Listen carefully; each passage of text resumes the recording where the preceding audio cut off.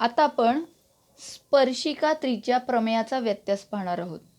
आत्ताच पाहिले आपण काय स्पर्शिका त्रिज्या प्रमेय काय सांगतो की समजा वर्तुळ आहे, या वर्तुळाच्या कोणत्याही बिंदूतून, समजा मी हा बिंदू घेतला, तर या बिंदूतून जाणारी स्पर्शिका. आता परत स्पर्श बिंदू म्हणजे आपण पाहिलेले आहे, स्पर्श बिंदूची व्याख्या काय म्हटली, वर्तुळाला एकाच बिंदूत स्पर्श करणारी रेषा. म्हणजेच काय की हा वर्तुळ आणि स्पर्शिका यांच्यामध्ये एकच बिंदू सामायिक असतो, इतर कोणताही वर्तुळावरचा बिंदू या स्पर्शिकेवर नसतो किंवा स्पर्शिकेवरचा इतर कुठलाही बिंदू वर्तुळावर नसतो. म्हणजे हा एकच बिंदू जो दोन्हीला सामायिक असतो त्याला आपण स्पर्श बिंदू असं म्हणतो. ठीक आहे. तर आपण प्रमेय काय बघितला, ज्याला स्पर्शिका त्रिज्या प्रमेय म्हटलं, की वर्तुळाच्या कोणत्याही बिंदूतून जाणारी स्पर्शिका जर तो बिंदू म्हणजे स्पर्श बिंदू वर्तुळाच्या केंद्राशी जोडला, आपण जोडून जी त्रिज्या मिळते, समजा ओ हा वर्तुळ केंद्र आहे, तर वर्तुळाची स्पर्शिका काढल्यानंतर स्पर्श बिंदूतून काढलेली त्रिज्या त्या स्पर्शिकेला लंब असते. लंब असते हे आपण सिद्ध केलं. म्हणजे नेहमी स्पर्शिका ही स्पर्श बिंदूतून काढलेल्या त्रिज्येला लंब असते. हा प्रमेय झाला. आता याचा व्यत्यास काय येणार, लंब असणारा म्हणजे कोण लंब आहे, आता त्रिज्येच्या बाह्य टोकातून, हे बघा, त्रिज्येच्या बाह्य टोकातून जाणारी रेषा. आता ही त्रिज्या आहे, तर ह्या त्रिज्येच्या बाह्य टोकातून अशा अनेक रेषा काढू शकतो. या बिंदूतून जाणाऱ्या बाह्य टोकातून जाणारी कोणती रेषा घ्यायची आपल्याला, त्या त्रिज्येला लंब असणारीच घ्यायचं आहे. म्हणजे हा जर वर्तुळ आहे, ह्या बिंदूतून अनेक रेषा काढू शकतो आपण. यातली समजा ही त्रिज्या आहे, तर ह्या बाह्य टोकातून अनेक बिंदू काढू शकतो. यातली लंब रेषा जर मी घेतले, तर ही लंब रेषा त्या वर्तुळाची स्पर्शिका असते.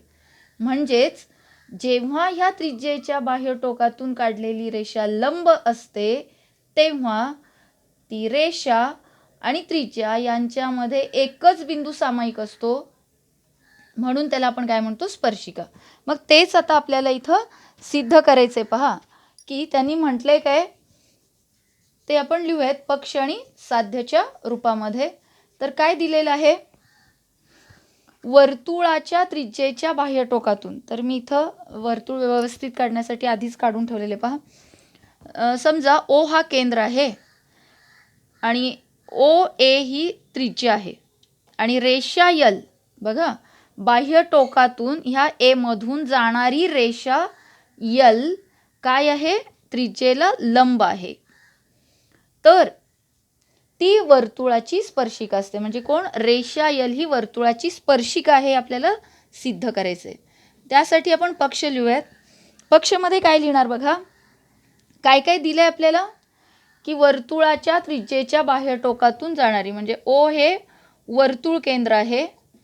पुढं काय लिहिणार, ओ ए ही काय आहे, आपण त्याची त्रिज्या काढली. तुम्हाला वाक्य जर लिहायचं नसेल, असं जरी लिहिलं तरी चालतं. तर ओ ए ही त्रिज्या आहे आणि ए मधून जाणारी रेषा यल काढली. ए मधून जाणारी रेषा यल कुणाला लंब आहे, लंबची खूण कुणाला लंब आहे, बघा रेषा त्रिज्येला. त्रिज्या कोण आहे, ओ ए. तर हे झालं आपलं पक्ष. आता आपल्याला साध्य लिहायचं आहे. साध्य काय करायचं आपल्याला, बघा वाचा, लंब असणारी रेषा, म्हणजे जर लंब असेल तर ती वर्तुळाची स्पर्शिका असते. म्हणजे कोण वर्तुळाची स्पर्शिका आहे, इथे रेषा यल ही स्पर्शिका आहे. हे आपल्याला सिद्ध करायचं आहे. मग आत्ताच सांगितले स्पर्शिकेची व्याख्या काय, स्पर्शिका आहे. हे जर आपल्याला सिद्ध करायचं असेल तर आपल्याला काय सांगावं लागेल, की ही रेषा यल आणि वर्तुळ, वर्तुळाची स्पर्शिका आहे ना, वर्तुळ आणि रेषा यांच्यामध्ये हा एकमेव ए बिंदू सामायिक आहे, त्या व्यतिरिक्त इतर कोणताही बिंदू सामायिक नाही, हे आपल्याला सिद्ध करायचं आहे. कळतंय का? म्हणजे स्पर्शिका आहे हे जर सिद्ध करायचं असेल तर तो वर्तुळ आणि जो स्पर्शबिंदू म्हणतोय तो एकमेव बिंदू त्या वर्तुळावरती आणि रेषेवर असतो किंवा स्पर्शिकेवर असतो. आता सिद्ध कसं करणार पहा. तर पहिल्यांदा आपण काय करूयात, इथं रचना करूयात. काय म्हणणार, ह्या ओ मधून जाणारी किंवा आपण ह्या रेषा यल वर एक बी बिंदू घेऊयात. कोणताही बी बिंदू घेतला. सिद्धता काय, रेषा यल वर रचना म्हटलं तरी चालतं बघा. रेषा यल वर ए व्यतिरिक्त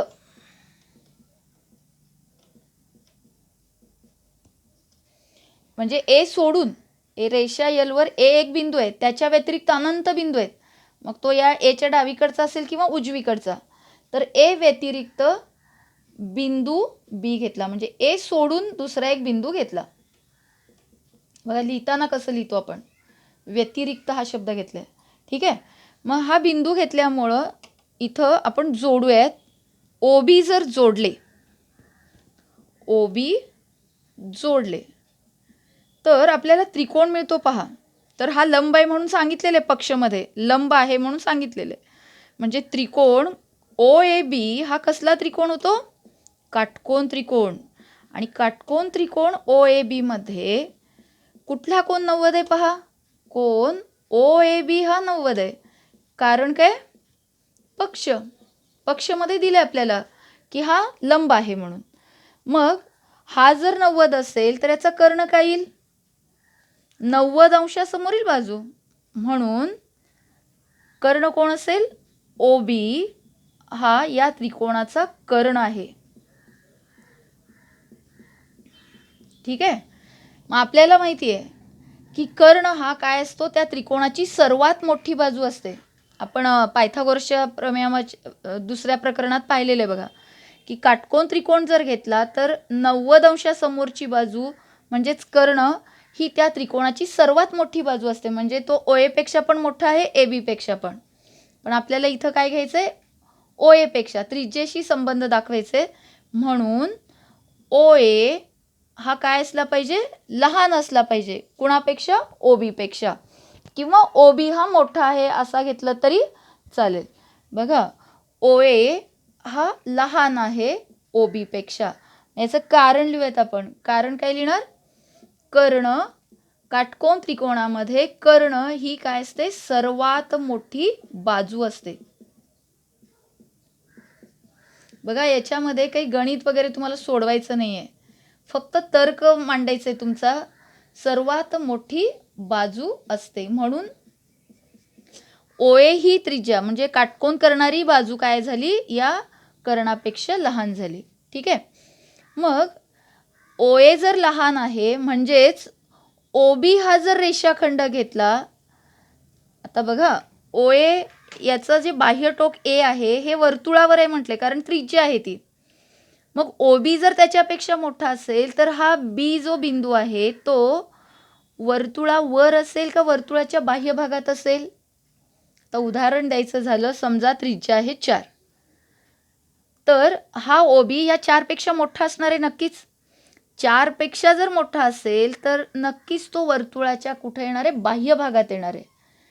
मग आपल्याला जर स्पर्शिका दाखवायची असेल तर स्पर्शिकेची व्याख्या काय आहे की त्या रेषेवर आणि वर्तुळावर तो बिंदू असायला पाहिजे. मग आता ए एक आहे, तर दुसरा बी जर घेतला आपण तर तो वर्तुळाच्या बाह्य भागात येतो बघा, वर्तुळावर येत नाही.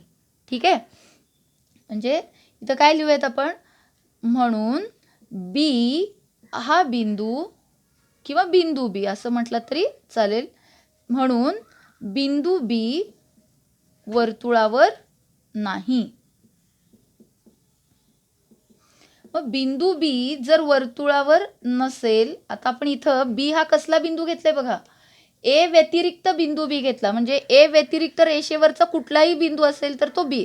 म्हणजे समजा मी एच्या अगदी जवळ जरी इथं बिंदू घेतले, इकडं घेतले, तर हे प्रत्येक बिंदू काय असणार आहे, मी जर काटकोन त्रिकोण काढत गेले असे अनेक काटकोन त्रिकोण मिळतील आणि प्रत्येक वेळी हा जर लंब असेल तर जे मी जोडेन तो बिंदू काय असणार आहे, कर्ण. समजा मी इथे एक बिंदू घेतले, हा जोडले या पद्धतीनं, तर इथं काटकोन त्रिकोण मिळेल. म्हणजे प्रत्येक वेळी कर्ण किंवा जो बिंदू मी या रेषेवरचा घेते ए सोडून, ए व्यतिरिक्त कुठलाही बिंदू जर घेतले तर तो प्रत्येक बिंदू ओएपेक्षा म्हणजेच त्रिज्येपेक्षा काय येणार आहे, मोठा येणार आहे. आणि त्रिज्येपेक्षा जर मोठा आला तर तो वर्तुळावर नसणार आहे. कळतंय? म्हणजेच एक बिंदू नाही आहे म्हणजेच या रेषेवरचा कुठलाच बिंदू नसणार आहे. मी कुठंही जरी घेतले अनंतपर्यंत किंवा या अगदी एच्या जवळ जरी घेतले तर तोही त्रिज्येपेक्षा थोडासा मोठाच असणार आहे. म्हणजेच ए व्यतिरिक्त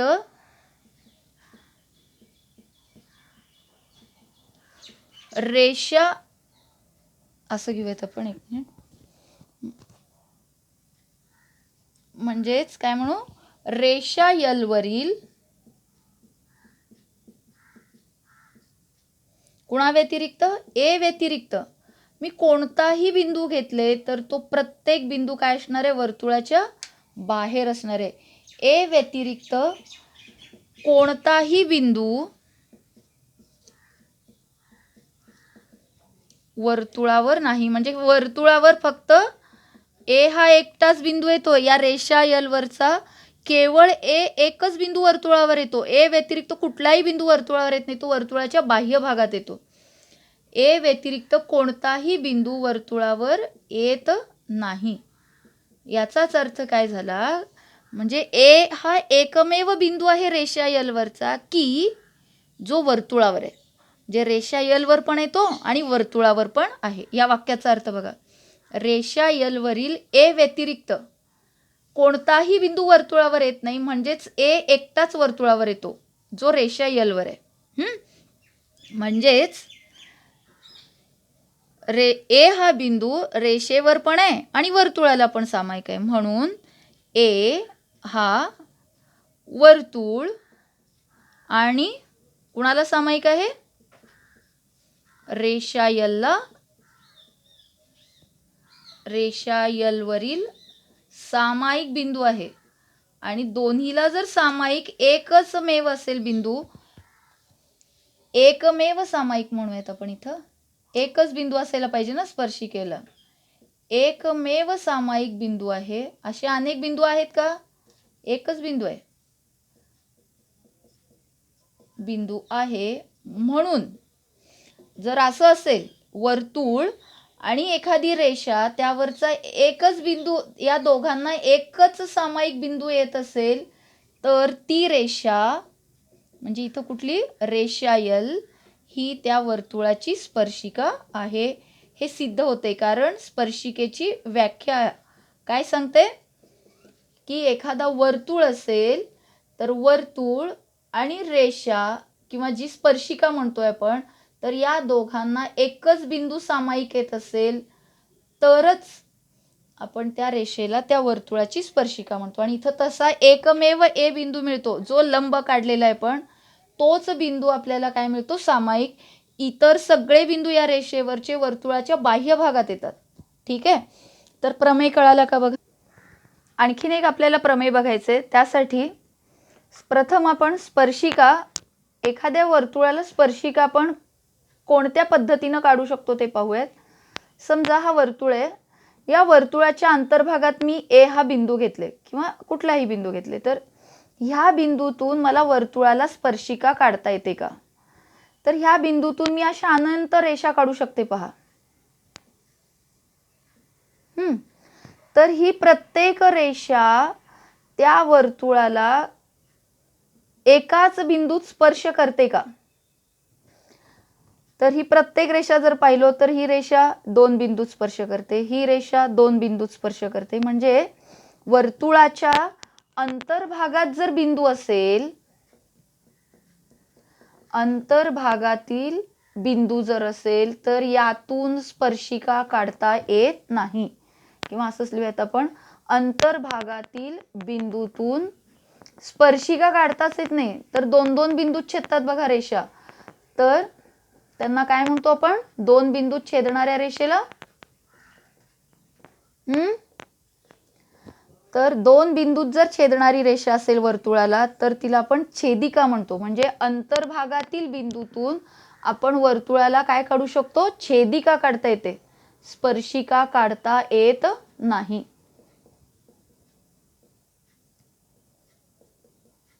ठीक आहे. असंच जर मी आता वर्तुळावर बिंदू घेतला, म्हणजे या पद्धतीनं, तर ह्या प्रत्येकाच्या आकृत्या आपण इथं काढूयात. एक मिनिट. हा पहिला वर्तुळाच्या अंतर्भागातून जर बिंदू घेतला मी, तर ह्या बिंदूतून मी स्पर्शिका काढता येत नाही, कारण ही छेदिका मिळाली बघा. असं जर मी वर्तुळावर बिंदू घेतले, समजा हा बिंदू घेतले किंवा इथं घेऊयात आपण. तर ह्या वर्तुळावरील बिंदूतून मी अनेक रेषा काढू शकते बघा. ही आहे, ही आहे. तर यातली ही रेषा जर मी घेतले तर ती स्पर्शिका असू शकते की नाही? आता जसं आपण पाहिलं, म्हणजे वर्तुळाच्या अंतर्भागातील बिंदूतून स्पर्शिका काढता येत नाही, पण वर्तुळावरील बिंदूतून, वर्तुळावरील कळतो ना अर्थ सगळ्यांना, ह्या कड्यावरती जर एखादा बिंदू घेतला तर ह्या बिंदूतून किती स्पर्शिका काढता येते? मला एक स्पर्शिका काढता येते, केवळ एकच. आणखीन काढता येतात का बघा? त्या बिंदूतून असे मी अनेक रेषा काढू शकते, हो की नाही? तर ती प्रत्येक रेषा त्या वर्तुळाची काय असणार आहे? छेदिका असणार आहे. फक्त एकच स्पर्शिका आपल्याला ह्या वर्तुळावरच्या बिंदूतून काढता येते. आणि तिसरा एक प्रकार बघा, की मी वर्तुळाच्या बाह्य भागात बिंदू घेतले. समजा हा ए आहे, तर ह्या बाह्य भागातून परत मी अनेक रेषा काढू शकते. अशा अनेक रेषा काढता येतात मला, कळतंय? तर त्यातल्या सर्व रेषा ह्या छेदिका असतात, केवळ दोन रेषा सोडून.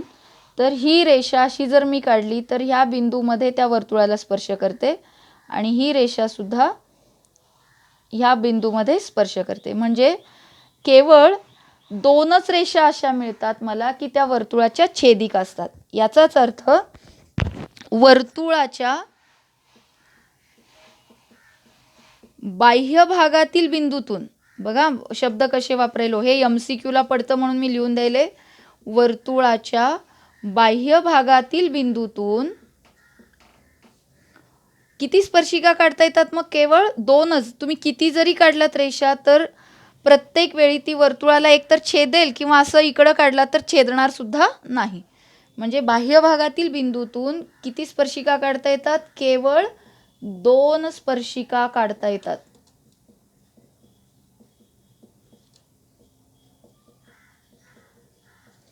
बघा, तर पहिल्यांदा काय म्हटलं? अंतर्भागात असेल तर एकही स्पर्शिका काढता येत नाही असं म्हटलं. वर्तुळावर जर बिंदू असेल, अंतर्भागात काढता येत नाही. वर्तुळावर जर बिंदू असेल तर एक स्पर्शिका काढता येते. आणि वर्तुळाच्या बाह्य भागात जर एखादा बिंदू घेतला तर त्याच्यापासून आपल्याला दोनच स्पर्शिका काढता येतात. बाह्य भागातील बिंदूतून दोनच स्पर्शिका काढता येतात. तर हे कळतं सगळ्यांना? तर ह्यावर आधारित एक प्रमेय आपल्याला बघायचं आहे. हा जो तिसरा गुणधर्म आहे की वर्तुळाच्या बाह्य भागातून मी जर स्पर्शिका काढल्या तर इथं मला स्पर्शिका खंड मिळतो बघा. म्हणजे स्पर्शिकेवरचा रेषाखंड म्हणजे काय म्हणतो आपण? रेषा आहे, त्या रेषेवरचा एक तुकडा घेतला, हा तुकडा घेतला, हा तुकडा घेतला, तर याला रेषाखंड असं म्हणतो. तसं स्पर्शिका खंड म्हणजे ही अखंड अशी रेषा आहे. तर ह्या स्पर्शिकेवरचा हा जो बिंदू आहे, ज्या बिंदूतून आपण स्पर्शिका काढली, तो बिंदू आणि स्पर्श बिंदू हे जे अंतर घेतलो तर याला स्पर्शिका खंड म्हणतात. याला काय म्हणायचं? स्पर्शिका खंड. तर अशी दोन स्पर्शिका खंड मिळतात बघा. आणि या दोन्ही स्पर्शिका खंडांची लांबी जर आपण मोजलो तर ती आपल्याला समान मिळते. म्हणजेच वर्तुळाच्या बाह्य भागातील बिंदूतून वर्तुळाला काढलेले जे स्पर्शिका खंड असतात ते स्पर्शिका खंड एकरूप असतात. आणि हेच आपल्याला पुढचा प्रमेय बघायचे आणि खूप सोपा प्रमेय आहे.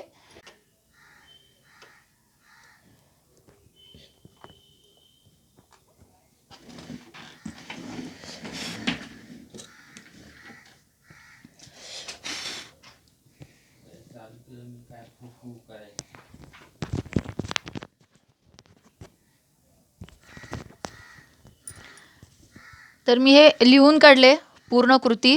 आता आपण सोडूयात. आपलं प्रमेय लक्षात ठेवायचं आहे. स्पर्शिका खंडाचा प्रमेय काय आहे की वर्तुळाच्या बाह्य बिंदूतून, हा डी बघा वर्तुळाच्या बाह्य भागात आहे, तर वर्तुळाच्या बाह्य भागातील बिंदूतून किंवा त्यालाच बाह्य बिंदू पण म्हणतात, बाह्य बिंदूतून काढलेले स्पर्शिकाखंड, स्पर्शिका म्हणजे ही रेषा आहे, याचा ह्या रेषेवरचा हा एवढा भाग किंवा हा एवढा भाग क्यूडी किंवा पीडी, त्याला स्पर्शिका खंड म्हणतो आपण. तर हे स्पर्शिका खंड एकरूप असतात हे सिद्ध करायचे. मग पक्षमध्ये काय, जर वर्तुळाच्या बाह्य भागातील बिंदू दिला असेल तर त्यापासून काढलेले स्पर्शिका खंड एकरूप असतात. मग आपण काय म्हणणार इथं पक्षमध्ये, ए हे वर्तुळ केंद्र असलेले किंवा ए केंद्र असलेले वर्तुळ काढले. ए हे काय आहे, वर्तुळ केंद्र. त्यानंतर डी हा किंवा डी या बाह्य बिंदूतून काढलेले कोणकोणते स्पर्शिकाखंड, डी पी आणि डी क्यू. बाह्य बिंदूतून काढलेले डी पी व डी क्यू हे स्पर्शिकाखंड आहेत. ठीक आहे. तर हे झालं आपलं पक्ष, म्हणजे बाह्य बिंदू दिले त्यातून काढलेले स्पर्शिकाखंड. साध्य काय करायचंय, हे स्पर्शिकाखंड एकरूप असतात म्हणजे डी पी याच्याशी एकरूप कोण आहे, डी क्यू, हे आपल्याला सिद्ध करायचंय. तर सिद्धता त्यांनी दिलेली आहे, ती भरूयात आपण. तर सर्वप्रथम त्यांनी काय म्हटलंय बघा, त्रिकोण पी ए डी आणि त्रिकोण क्यू ए डी कुठं आहेत पहा. हे त्रिकोण पी ए डी आणि क्यू ए डी. आता ह्या दोन त्रिकोणांमध्ये त्यांनी आणखीन एक दिले बघा. तर आपण प्रमेय शिकलेले आत्ताच की काय, त्रिज्येच्या बाह्य टोकातून काढलेली रेषा, आता त्रिज्येचं बाह्य टोक आहे पी, यातून काढलेली रेषा त्या त्रिज्येला लंब असते. स्पर्शिका त्रिज्या प्रमेय सांगितला. तर ही स्पर्शिका आहे आणि त्रिज्या दोन्ही एकमेकांना काय असतात, लंब असतात. मग इथं दोन त्रिकोण मिळतात आपल्याला. तर हे दोन्ही त्रिकोण कोणते आहेत, काटकोन त्रिकोण आहेत पहा, हो ना, काटकोन त्रिकोण आहेत. मग आता इथं पहिला मुद्दा त्यांनी दिलाय, बाजू पी ए एकरूप कोणाशी असेल. तर हे बघा, बाजू पी ए या वरच्या त्रिकोणाची बाजू पी ए या खालच्या त्रिकोणाच्या कोणत्या बाजूशी एकरूप असेल. कारण दिले त्यांनी, एकाच वर्तुळाच्या त्रिज्या, म्हणजे पी ए ही त्रिज्या असेल तर असंच ह्या त्रिकोणामध्ये कोणती त्रिज्या आहे, ए क्यू आहे पहा किंवा क्यू ए म्हणा. तर आपण हे वेगळ्या याच्यानं भरूयात. तर क्यू ए ही काय आहे, त्रिज्या आहे. ठीक आहे, म्हणजे असं आपल्याला भरायचं आहे. तर असं जर दिलं तर खूपच सोपा होऊन जातो प्रश्न. त्यानंतर पुढचा मुद्दा काय म्हटलंय, बाजू एडी एकरूप बाजू एडी. दोन्हीकडे सेम नाव आहे बघा, म्हणजे ती कसली बाजू असते, ही एडी बाजू या वरच्या त्रिकोणात पण आहे आणि या खालच्या त्रिकोणात पण आहे. म्हणजे काय लिहिणार, कारण इथं सामायिक बाजू. त्यानंतर पुढे काय म्हटलंय बघा, कोन ए पी डी आणि कोन क्यू ए डी हे 90 अंशाचे. ए पी डी आणि ए क्यू डी पाहिजे बघा, ए क्यू डी पाहिजे. हां, माझं लिहिताना हे झालं ए क्यू डी. तर हे दोन्ही 90 अंशाचे आहेत. कारण काय, स्पर्शिकेचा प्रमेय काय सांगतो, स्पर्शिकेचा प्रमेय की स्पर्शिकेवरील स्पर्श बिंदूतून काढलेली त्रिज्या त्या स्पर्शिकेला लंब असते. मग दोन त्रिकोणांमध्ये बघा आपण खुणा करूयात. ही ए पी ए क्यूशी एकरूप आहे, ए डी ही बाजू दोन्हीमध्ये सामायिक आहे. मग आणि हा कोन 90 अंशाचा आहे, म्हणजे थोडक्यात काय, हा काटकोन त्रिकोण आहे. मग कुठली कसोटी येईल सांगा? पो ही कसोटी नसते. मग बाकोबा येणार का? बाकोबासाठी दोन बाजूंमधलाच कोण पाहिजे. इथं तसं आहे का? या दोन बाजूंमधला इथला कोण आहे, पण तो एकरूप नाही आहे, म्हणजे बाकोबा कसोटी सुद्धा येणार नाही. मग काटकोन त्रिकोणामध्ये एक वैशिष्ट्यपूर्ण कसोटी आहे बघा, काटकोन त्रिकोणातच ती लागू असते. कुठली आठवते सगळ्यांना? कोण सांगेल?